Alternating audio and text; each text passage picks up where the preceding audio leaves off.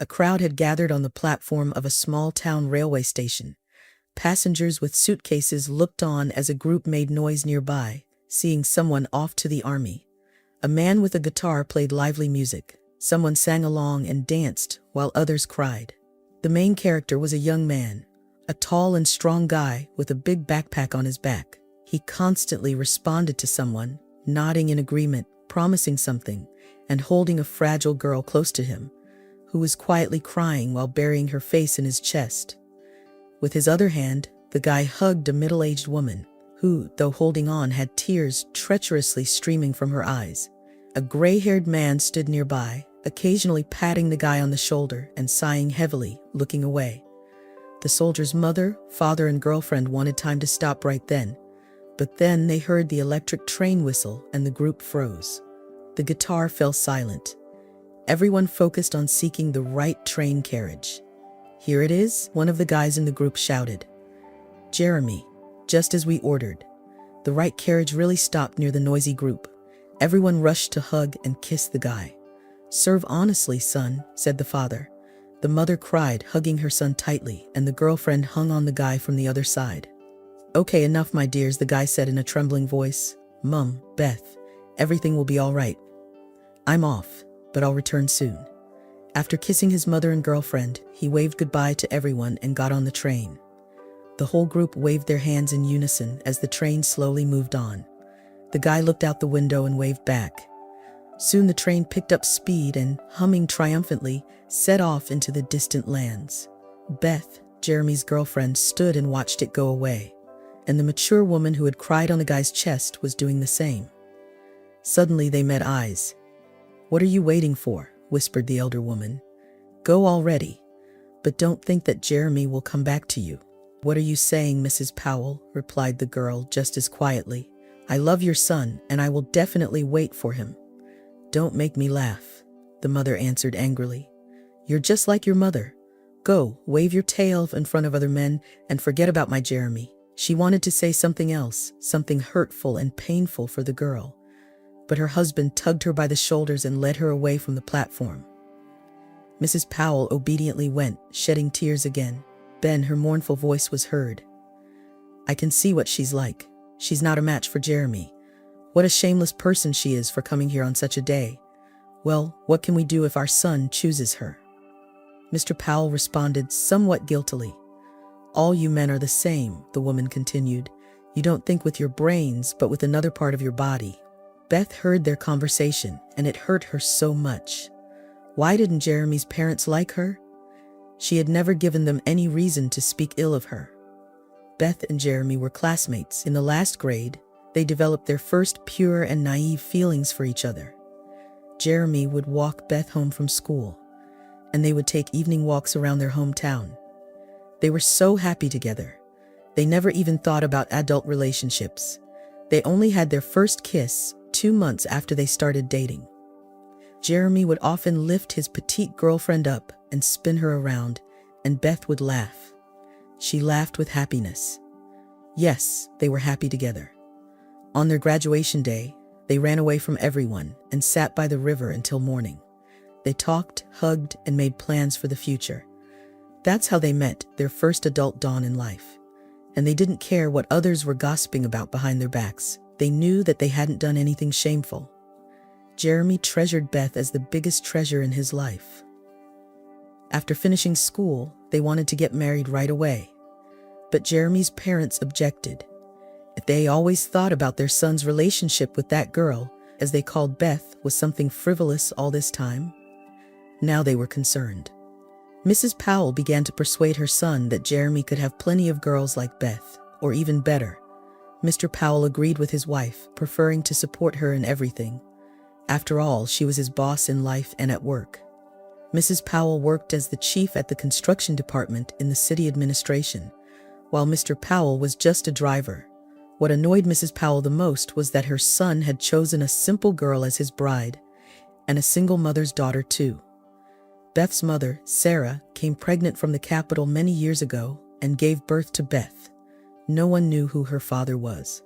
Sarah worked as a simple seamstress, sewing costumes for artists at a local cultural center and doing some work at home. Mrs. Powell didn't want to associate with such a family and had already found a bride for her son, the mayor's daughter, Paula. Although Paula wasn't so good-looking, she presented great opportunities. Mrs. Powell urged her son to be friends with Paula, but he refused. He said that he only needed Beth. After finishing school, Jeremy became uncontrollable for his parents. Mrs. Powell was going to send him to study at a prestigious college, but he suddenly decided to join the army. He said that a real man must serve his time and then get a profession. Mrs. Powell cried and hugged her son, but to no avail. She even went to the draft board secretly to exempt her son from the army. But the commissioner was a real military man. He advised the mother to be proud that she had raised such a son. He didn't look for excuses and loopholes, but wants to honorably fulfill his duty to the motherland. Of course, this was true. But the second reason for leaving for the army was that Jeremy hoped that during this time, his mother would finally calm down and accept his Beth. And when he returned, they would get married. His mother would see how sincerely Beth waited for him, and she would believe in the seriousness of their feelings. Jeremy had no doubt about Beth or himself. They spent the night before Jeremy's departure together, like they did at their prom on the river. They were sitting, hugging in silence. "Jeremy, I love you," Beth whispered. "And if you like, everything can happen now. I really want this," he admitted. "But no, I love you very much. I'm afraid to offend you. Let's not rush. I'll be back. We'll get married then, and everything will be as it should be." 6 months passed. Jeremy served in the airborne forces, and he loved it. Beth wrote to him often, and sometimes they even managed to talk on the phone. There were frequent messages from their parents too. And then, Beth suddenly fell silent. There were no letters, no messages, and her phone was unreachable. At first, Jeremy patiently waited. Then he asked his friend Ed how Beth was doing, but Ed said that he hadn't seen Beth in a long time in town. And then Jeremy's mother called. Jeremy asked her about his girlfriend. He didn't want to, but he had to. And then his mother said such a terrible and unbelievable thing. "I don't want to upset you, son, but I was right," Mrs. Powell replied with a sigh. "Your Beth turned out to be a wretch. She doesn't wait for you." "Mom, I don't believe you," Jeremy exclaimed. "You're accusing Beth, but she's not like that." "Yes, she is, son, exactly like that. And she's pregnant, and no one knows who the father is. I saw her in town. She walks with her eyes down. What a shame. It's about 5 or 6 months. She must have slept with someone right after she saw you off." Jeremy wanted to shout at his mother that she was wrong. Beth couldn't have done that. But then why was she pregnant? There was nothing between them. Jeremy had protected Beth until the wedding. She didn't need it, apparently. After the conversation with his mother, Jeremy wasn't himself. Even his fever spiked, and he went to the infirmary. The doctors couldn't understand what was wrong with him. In fact, it was all due to the stress and shock. A week later, Jeremy calmed down and decided to let his beloved live as she wanted. He did not want to know her anymore. Jeremy carried out the rest of his conscript service worthily and then immediately signed a contract. His military life continued. Everything seemed calm at first, but then one military conflict followed another. For 4 years, Jeremy never came home, even when he was given vacation time. It wasn't because he didn't miss home and his parents. He was just afraid of running into Beth. He was a military man, a paratrooper. But he was afraid that his heart would not stand the resentment when he met with a traitor. And he might do something. His parents were worried that their son had forgotten the way home and asked him to come home for at least a week. But Jeremy always had one answer. The bosses would not let him go. But one day, he was called by the head of the unit and told that the military commission But one day he was called by the head of the unit and told that the military commissariat of Jeremy's hometown had called him and said that his mother was complaining that her son had not been given a vacation for so many years. "You always take vacations, don't you?" asked the commander. "I do," Jeremy agreed, "but I never went home once." "Why?" "I don't want to." The head of the unit immediately realized that the reason was the girl, and therefore advised Jeremy to forget about her and go see his parents. Jeremy had to go home to calm his mother. He had been on the train for 3 days, and he was almost home. At the hub station where the train stopped for about 30 minutes, Jeremy decided to walk along a little and buy something to eat in the station square. He reached the first stall and stood in line. People were bustling around him. Jeremy looked at his watch, then at the train. He would make it in time. And then he saw a young woman with a child from afar who looked different from the other people. The woman was wearing old but clean clothes and stomping shoes. The boy, about 3 years old, was also neatly dressed but poorly. She held his hand tightly. Occasionally, the woman would ask the hurrying passengers for alms. Jeremy couldn't hear the words, but he realized that she was asking for money. He always shuddered at the sight of beggars. What prevents her from going to work? The woman came closer, and Jeremy froze in amazement. He recognized her. It was Beth. Their eyes met. Beth also recognized him, shuddered, and then turned and ran in the other direction, grabbing the boy in her arms.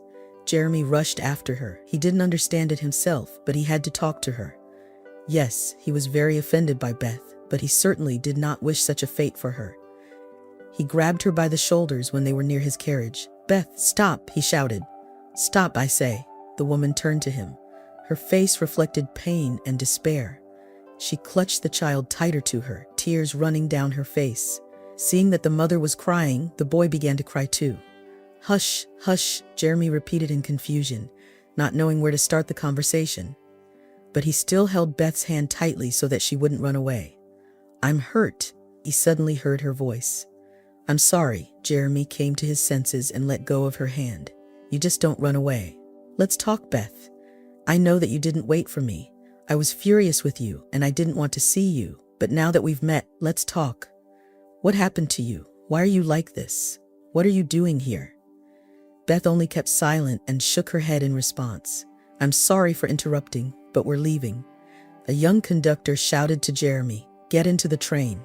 Jeremy looked at Beth and the child. No, he could not leave them now. Even though Beth had betrayed him, he just had to help her. "I'm not going," he shouted to the conductor. "Please, can you throw my bags out of the carriage?" The conductor widened her eyes, wanting to say something, but then waved her hand and ran to Jeremy's place. On the departing train, the man caught the suitcase and bag in midair. Jeremy turned around in alarm, but everything was fine. Beth stayed nearby and wasn't crying anymore. The little boy, nestled against her chest, had fallen asleep. They sat on a bench in the station square, both silent and unsure how to start the conversation. Finally, Jeremy spoke up. "My mom told me about your pregnancy," he said. "Why didn't you explain anything to me yourself?" "What happened to you? Your mom told you?" Beth bitterly smiled. "And you believed her, right? How could I not? You stopped talking, stopped communicating. Besides, I can see that there really is a child." Jeremy nodded at the boy who was already sleeping peacefully in his mother's arms. "A child," Beth whispered. "But you don't know anything. I'll tell you, and you decide for yourself whether to believe me or not." 4 years ago, Beth's life was shattered. A week after seeing Jeremy off, she went to a medical college to submit her documents. Her documents were accepted, and Beth had a high chance of becoming a student at that college in the fall. The girl was in a good mood when she left the building.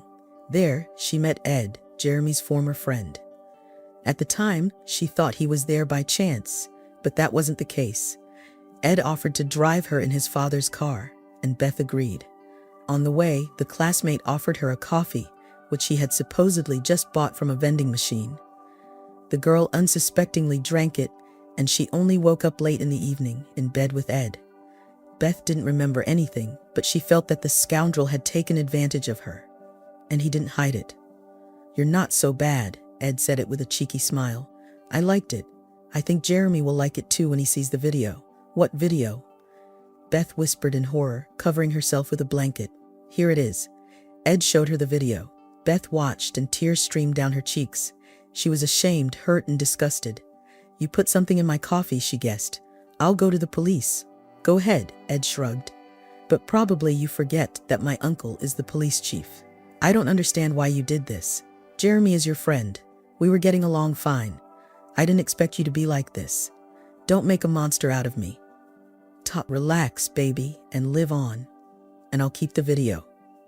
That evening, she ran out of Ed's apartment and cried all night at home. The only person she could explain everything to was her mother. They cried all night, and Sarah urged her daughter to go to the police. But Beth firmly decided that she didn't want publicity. She wanted to forget the whole story. She'd wait for Jeremy to come back and then tell him everything.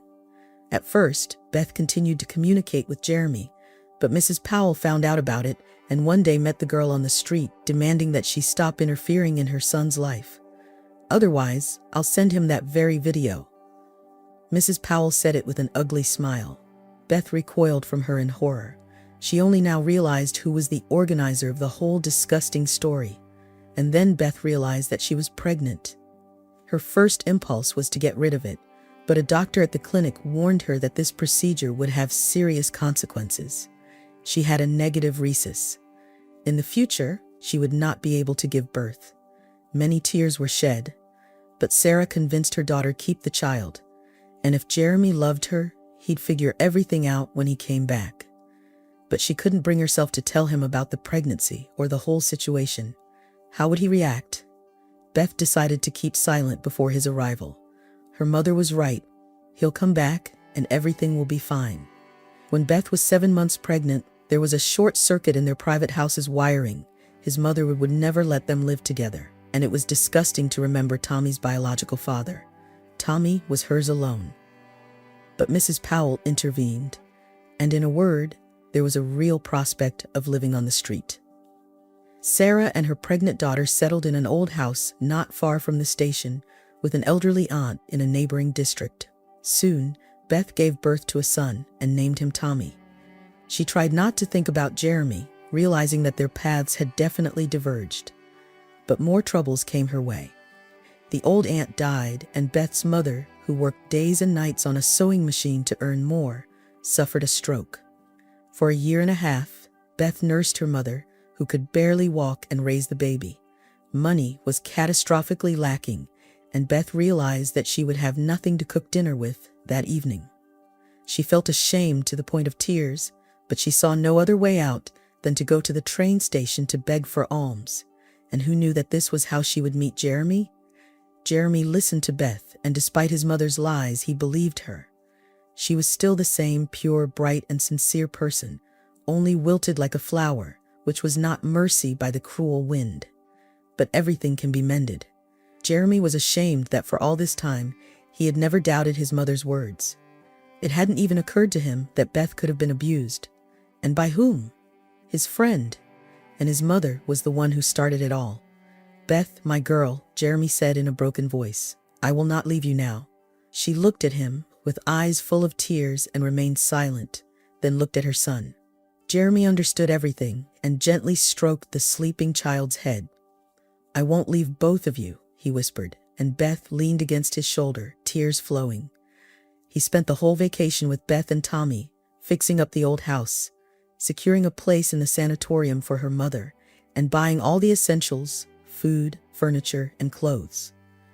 A week before their departure, they got married without a wedding feast or beautiful outfits. Jeremy promised that they would still have a wedding, just a little later. He also adopted Tommy. He went back to his hometown to tell his parents what he thought of them. His mother sobbed and shouted that she had done everything for his happiness, while his father, as always, gave in. Jeremy only waved his hand. "Mother, you're a criminal. Do you realize that?" He said goodbye. "Beth and I are family and will be forever. And now, you can do nothing. Jeremy, you're making a mistake." Mrs. Powell didn't back down. "Why do you need someone else's child?" But Jeremy said firmly, "Tommy is mine now. Beth is mine. And by the way, my dear parents, I am seeing you for the last time. I won't come to you again. I don't want to know you." Jeremy left, slamming the door. Of course, he realized that he had said it quickly. Of course, he would learn about his father and mother, but now only through acquaintances. Such betrayal, even from those closest to him, is not forgivable. But maybe it could be forgiven. Maybe it just needs time to pass. Then he found his former friend Ed. When Ed realized that Jeremy knew everything, he turned white, blushed, fell to his knees, and begged for forgiveness. "I wanted to punch you in the face," Jeremy told him. "But I don't want to get dirty. You'll get what's coming to you anyway." And he left. A year later, when Sarah got better, Beth and Tommy moved to the military town where Jeremy was stationed. In a small chapel, the lovers were married. Now no one can take away their love because they are under protection.